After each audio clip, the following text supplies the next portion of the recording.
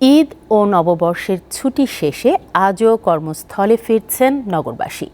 এই মুহূর্তে রাজধানীর কমলাপুর রেলওয়ে স্টেশনে আছেন আমাদের সহকর্মী নূর আলম। তার কাছে জানব ট্রেনে ঢাকায় ফেরার সবশেষ তথ্য। নূর আলম, ট্রেনে ঢাকায় ফেরা মানুষের চাপ আপনি কেমন দেখছেন? পাশাপাশি জানাবেন কমলাপুর স্টেশনের সার্বিক চিত্র।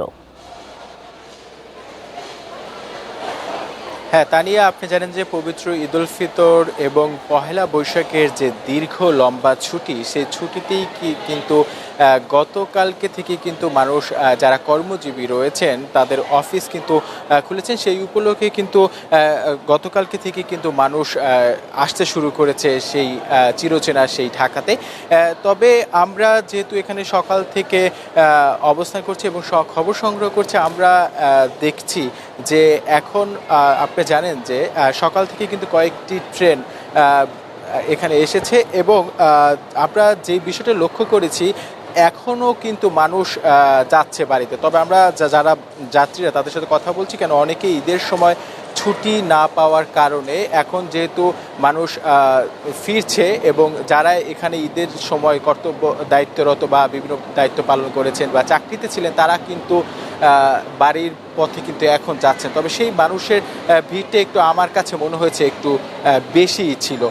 তবে আমরা যারা কিছুক্ষণ আগে একটি ট্রেন কমলাপুর রেল স্টেশন এসেছে এবং যারা এখানে যাত্রী রয়েছে তাদের সাথে একটা বিষয়ে কথা বলে জানতে পেরেছি আসলে যে স্বস্তির যে এই যাত্রা, এবার যাওয়ার সময় কিছুটা ভোগান্তি থাকলেও ফেরায় যে নির্বিঘ্নে ঢাকা ফেরার যে স্বস্তির যাত্রাটা ছিল একটু বেশি ছিল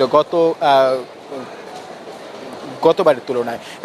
আমরা তানিয়া আরেকটা বিষয় জানিয়ে রাখতে চাই যে আপনি যেভাবে বলছেন, যদি সার্বিক চিত্র যদি বলতে চাই, কমলাপুর রেল স্টেশনে মানুষের যে বাড়ি ফেরা, সেই বাড়ি ফেরা ছিল একেবারে নির্বিঘ্ন এবং সবাই কিন্তু নির্বিঘ্নে এই কমলাপুর রেল স্টেশনে ছিল এবং আরেকটা ছিল। এবং তবে মানুষের কাছে এই ছিল রাজধানীর কমলাপুর রেল স্টেশন থেকে মানুষের ঢাকা ফেরার সর্বশেষ খবর। তানিয়া, কমলাপুর রেল স্টেশন থেকে যুক্ত ছিলেন নূর আলম।